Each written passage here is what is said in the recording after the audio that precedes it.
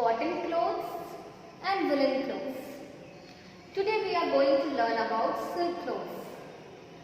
Everyone likes to wear silk because it is very shiny, lustrous, beautiful, attractive, but it is very expensive also.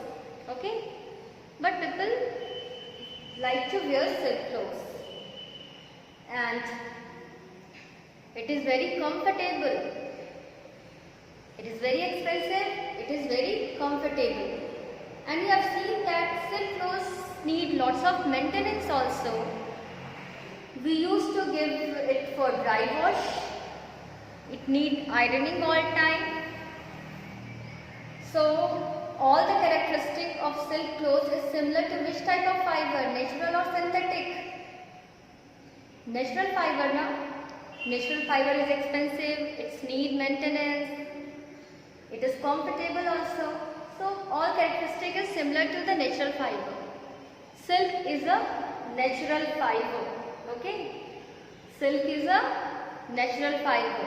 We are getting it from either from plants or from animals. Natural fiber we are getting either from plants or from animals. So similarly silk is also natural fiber. We are getting silk from nature. Now here is the question, from where we are getting silk? From plants or from animals? Then answer is from animals. Similar to wool, we are getting silk also from animals. Now today we will learn a short story of silk, means how we are getting silk. Otherwise simply you will answer that silk we are getting from market. Smart answer. Okay? But today we will learn how the way we are getting silk from animals. You have heard about different types of silk. Tassar silk, Munga silk, many silk name you know now. Pure silk, this and that. So the story of the silk started from China only, which we don't like nowadays. So 5,000 years before, silk was first made in China only. And there was a story also, one person was drinking a tea. Then sometimes you can see now in the tea, sometimes housefly will get inside or something happen. In the tea, one silkworm get inside. And he saw that a very lustrous fiber comes out of it. Then he saw, okay, it is very, what we can say, very strong also. Fiber is also very strong. So he thought that by this we can make a cloth. So idea came from there only. So today we will, when we are making the wool and we are getting wool from the animal, we are not harming animals, okay? Only we are helping. But for making silk clothes, we are killing insects, we are killing worms, okay?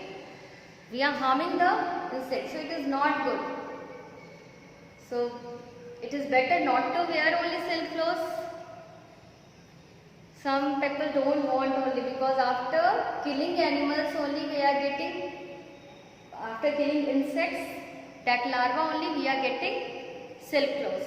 Today we will learn the process in short, not in detail, but in short we will learn how we are getting silk clothes from silkworm. We are getting silk clothes from insects is known as silkworm.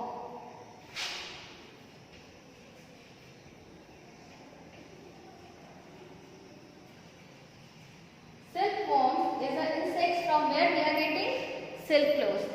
And silkworm is nothing, it is a larva of moth. So it is a larva of moth. You have seen the larva of butterfly? You have seen the larva of butterfly now? So and that larva we used to call caterpillar. So here is the larva of moth. We used to call it silkworms. You know the larva used to look like this. Butterfly larva also I think you have seen. It looks like this only now. Like one worm, not beautiful like a butterfly. So silkworm is also the larva of moth. First of all, moth used to lay many eggs, and from when egg hatches, then this larva comes out, and they start eating leaves of a plant, special plant, because it is a special worm now. So it needs to eat special plant, that is the leaves of mulberry plants. Okay, they eat mulberry leaves. They feed on, these worms feed on it, mulberry leaves. And they grow. So when we have to cultivate that silkworm, we have to grow the mulberry tree in our garden. So these worms used to eat only mulberry leaves. So they eat mulberry leaves and they start growing. And after that another stage will come, that is known as pupa, where these insects cover themselves with some protective covering. That covering they only generate. From the mouth only they generate some covering and they cover themselves. Okay? They get inside in a covering that is only known as pupa. Maybe at home also you have seen sometime pupa of butterfly. Don't disturb it, okay? So after that it converts into the pupa. It covers themselves, into a protective covering. And if we will leave this, okay, we will not disturb the insects here, then after, from the pupa, they will break that covering and then moth comes out from it. But here only we are killing the insects. We are not allowing the insects to convert into moth, okay, because we need silk fiber. So this only we are putting, I am so cruel, this pupa we are boil it in a boiling water, okay. So we boil this pupa in a boiling water, so the insects inside will be dying and the outer covering just in the teeth happen now, that fiber comes out. In the boiling water also the fiber, that is outer covering, will come out, and that fiber only we used to make we get a silk thread, and from there only we used to make silk clothes. Now children, you are thinking, let's leave this. Why we are boiling these insects in the water? If the moth will come, then also pupa will be there only, na? The covering will be there, we can use. But if we will leave the pupa and we will allow the insects to come out, then it will break that protective layer, and the thread will break into small pieces, and it is of no use. We need long thread now to make a cloth. Small pieces thread, what we will do?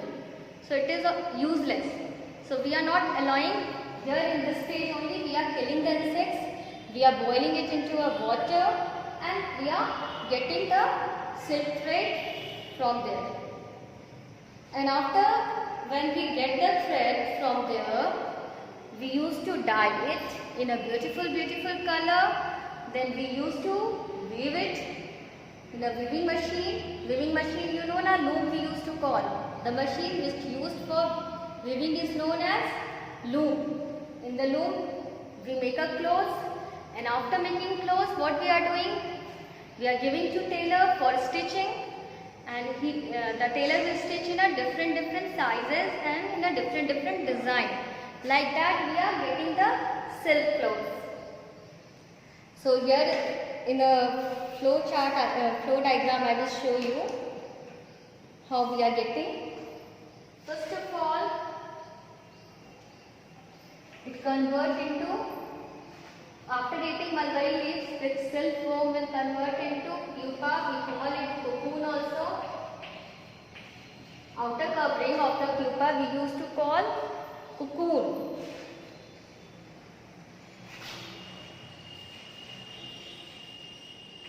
In which this pupa used to cover.